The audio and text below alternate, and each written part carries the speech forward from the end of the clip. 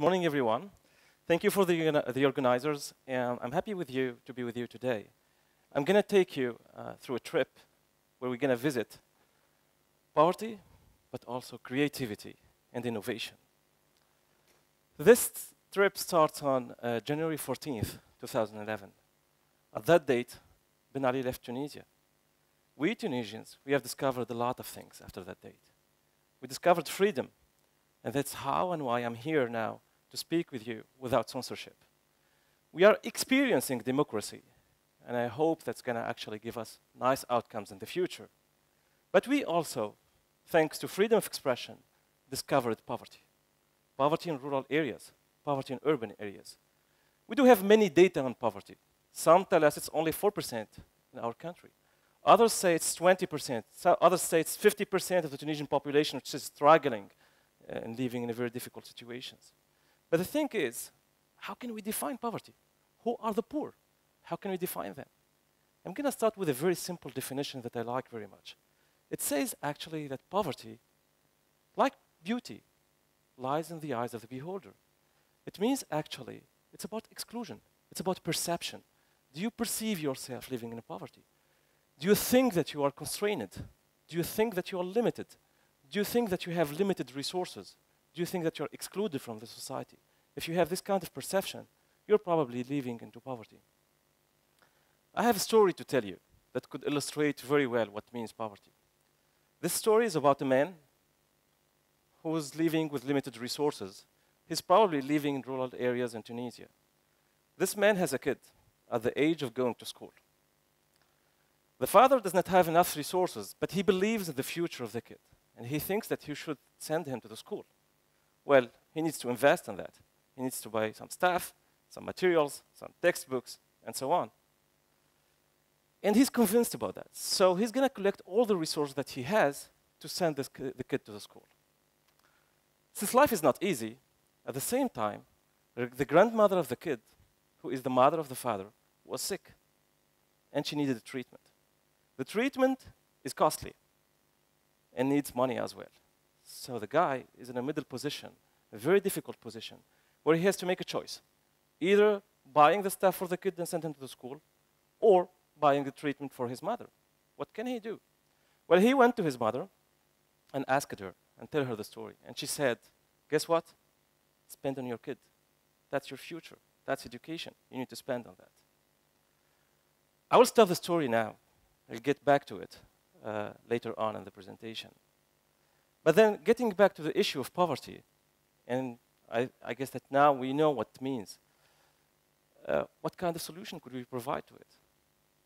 There are a lot of studies, a lot of solutions, but no one has been actually very efficient. And as an economist, I believe in self-determination. I believe that people should find their solutions themselves. Why can't the poor find solutions for themselves? Why can't they be creative and launch their businesses?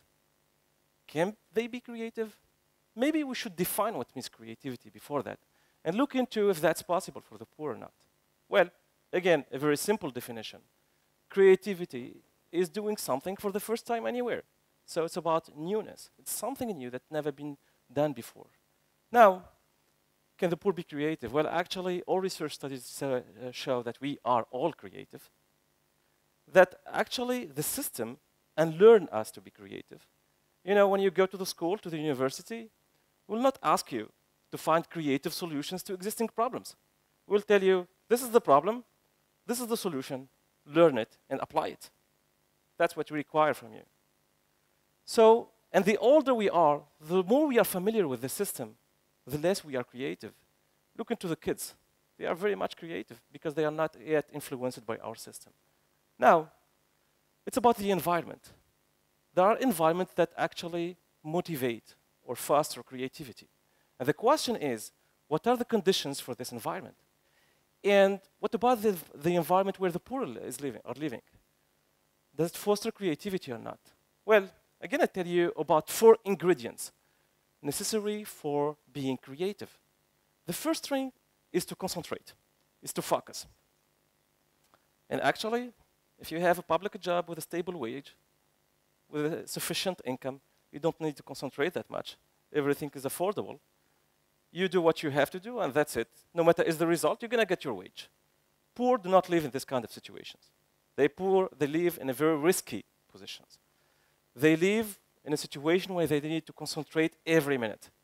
Because if they are not concentrated enough, they may lose a lot. So they do have that as a motivation for creativity. Second, develop unstructured thinking.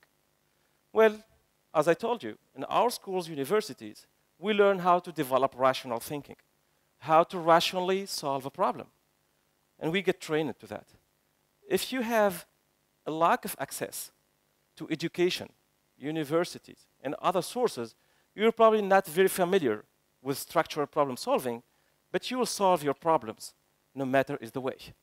And that's how poor could develop unstructured problem solving and come out with new solutions that never existed before.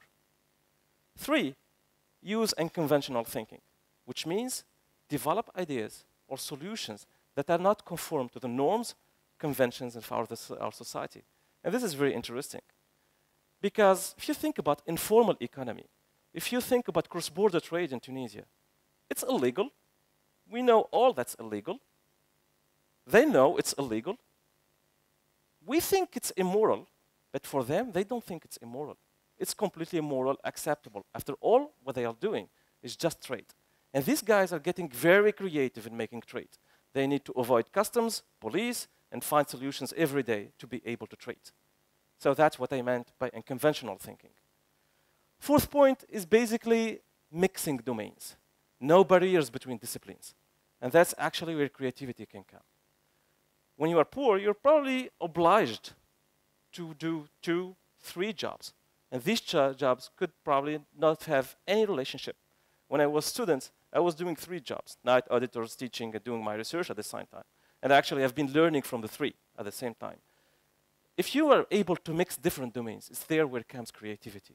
But if you are like stuck in one position as an accounting, getting very specialized in what you're doing, you cannot discover new things. You cannot come out with creativity. So what I'm arguing here is that actually the environment where the poor live is an environment which fosters creativity. And here is a good example. A month ago, we all watched this documentary on the TV on the 2 kids that have been inventing toys, games, out of nothing, out of recycled materials, out of plastics. And this has been actually crazy. All Tunisians, we have been impressed by that. Well, actually, for me, I have 2 kids. After watching this, I said to them, I will not buy any more toys. Go invent your things. I will not do anything. And this is actually a very interesting example of creativity. Well, now getting back into my position as an economist. And as an economist, I believe in data.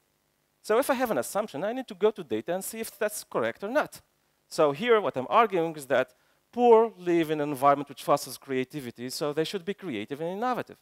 So if we take 2 data, the rate of poverty and the number of patents made in countries as a measure of innovation, you can see clearly that what I was explaining is wrong. The fact that countries are poor doesn't mean that they are innovative. And you can see very clearly that countries such as France, Germany, UK, where the rate of poverty is very low, they do have very high innovation rates. Countries which are very poor, like sub-Saharan African countries, well, they do have very high poverty rates, but very low innovation rates as well. You have exceptions, of course, such as China and the United States, countries with the high poverty rates, but they are very innovative. Now, getting back to our country, Tunisia, we do like middle positions. Not very much poverty, not very much innovation. So we are in the middle of the graph. Now, what does that mean? Well, it means that creativity is not innovation. Coming with something new doesn't mean that you are actually creating an innovation. What's the difference between them? Well, innovation is more than creativity. Innovation has to do with the implementation of the ideas. Innovation has to do with the mass replication of the newness. Innovation has to do with scaling up of creativity. And actually, creativity is just the first part of creativity.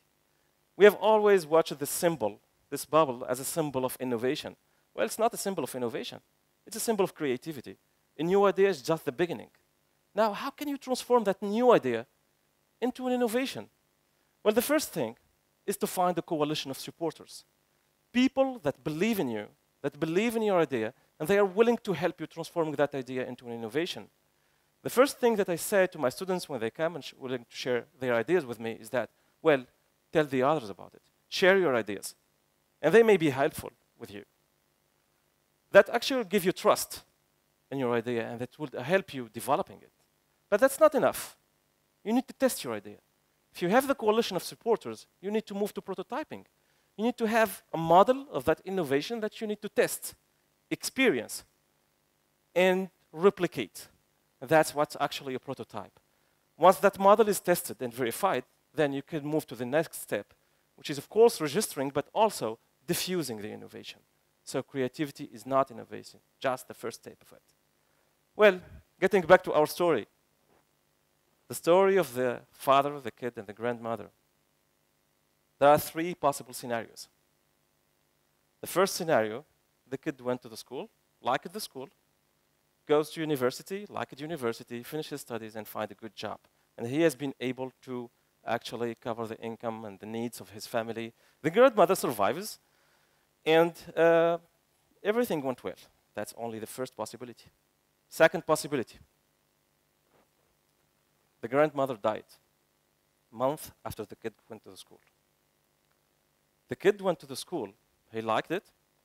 He worked hard. He finished his studies. But after university, he wasn't able to find a job. And he gets unemployed. The third scenario, which is the worst, but which is very likely to happen. The grandmother died because of the lack of treatment. The kid got bored in the school, hated it, and left the school 2 months after. What's the lesson of this? The lesson is that poor do not take the same risk that we are taking. If the father was rich, he would be able to pay the materials and the treatment. But he was obliged to take the risk. And that's a very high risk. So if you want to actually help the poor moving from their creativity into innovation, you need to help them reducing the risk and creating coalition of supporters and moving to prototyping. Are there solutions for that? Well, I guess you've heard about microfinance. Muhammad Yunus, a few years ago, has invented this wonderful mechanism. It says that actually you give small credits to people in need, and they use these small credits to do what they want to do, but they are able to survive. It's a great idea, and microfinance is replicated now everywhere in the world. But the thing is, microfinance does not help the poor escaping from poverty. It just helps them to survive. All the research shows that microfinance is good, but not good enough to reduce poverty. Now, what kind of solutions do we have? Well, at MSB, we think big, and we act small. A month ago, we created a center, a small space where we can meet. It's called an innovation lab. What's the role and mission of this? Just to meet, share information, share ideas, discuss, creating a coalition of supporters, and maybe moving to the prototyping and creating innovation. The innovation lab has already given results, and we have our first innovation. It's a project called Tunabe, based on a model of shared economy, where me, as a consumer, and I can buy a beehive and a beekeeper, and I'm gonna share the benefits and the risks of that. So everyone gets happy. It's a win-win situation. I get the honey, he gets the money, and we are all happy. Well, it's thanks to the students of MSB that has been done, and it's going beyond our expectations, because now we are finding a coalition of supporters from all over the country, and we are happy for that. Now, to finish, I want to just ask you a question. How can you, from your own position, help the poor transforming their creativity into innovation? How can you support them? How can you fund their prototyping? Thank you very much.